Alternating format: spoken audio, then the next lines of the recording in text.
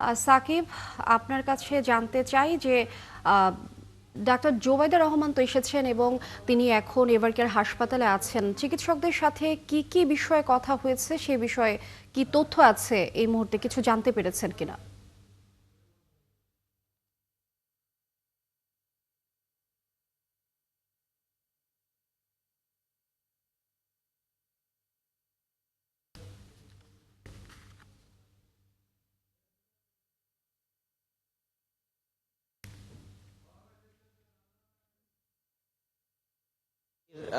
স্থায়ী কমিটির সদস্য সেলিমা রহমান সহ অন্যান্য নেতৃবৃন্দ রয়েছেন, তবে তিনি খোঁজ খবর রাখছেন। এখন পর্যন্ত আসলে বেগম জিয়ার স্বাস্থ্যের কি পরিস্থিতি সেটি হয়তো আনুষ্ঠানিকভাবে ব্রিফিং করে জানানো হবে।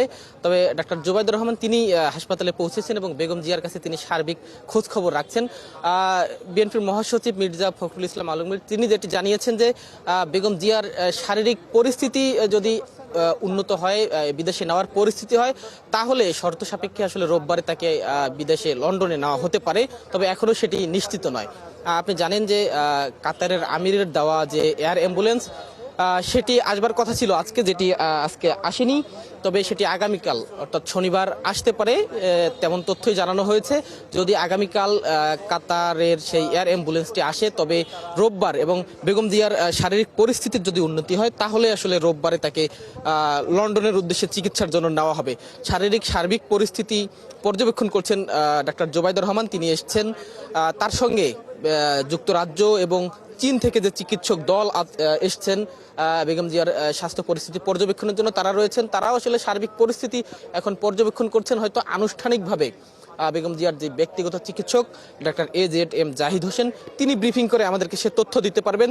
এখন পর্যন্ত আমাদের কাছে যে তথ্য রয়েছে যে বেগম জিয়ার পুত্রবধূ ডাক্তার জুবাইদা রহমান, যিনি কিছুক্ষণ আগেই লন্ডন থেকে এয়ারপোর্টে পৌঁছে সরাসরি এই এভারকেয়ার হাসপাতালে এসেছেন, তিনি সেখানে এখন বেগম জিয়ার কাছে তিনি অবস্থান করছেন এবং তার সার্বিক পরিস্থিতি পর্যবেক্ষণ করছেন। হয়তো আনুষ্ঠানিকভাবে বেগম জিয়ার ব্যক্তিগত চিকিৎসক ডাক্তার AZM জাহিদ হোসেন তিনি ব্রিফিং করে কিছুক্ষণ পর হয়তো আমাদেরকে স্বাস্থ্যের কি পরিস্থিতি রয়েছে সেটি জানাবেন এবং এখন বেগম জিয়াকে লন্ডনে নেওয়ার মতো সার্বিক পরিস্থিতি রয়েছে কিনা, কিংবা আগামী রোববার যে নেবার কথা বিএনপি মহাসচিব মির্জা ফখরুল ইসলাম আলমগীর জানিয়েছিলেন, সেটি আসলে সম্ভব হবে কিনা সার্বিক বিষয়ে আমাদেরকে জানাবেন।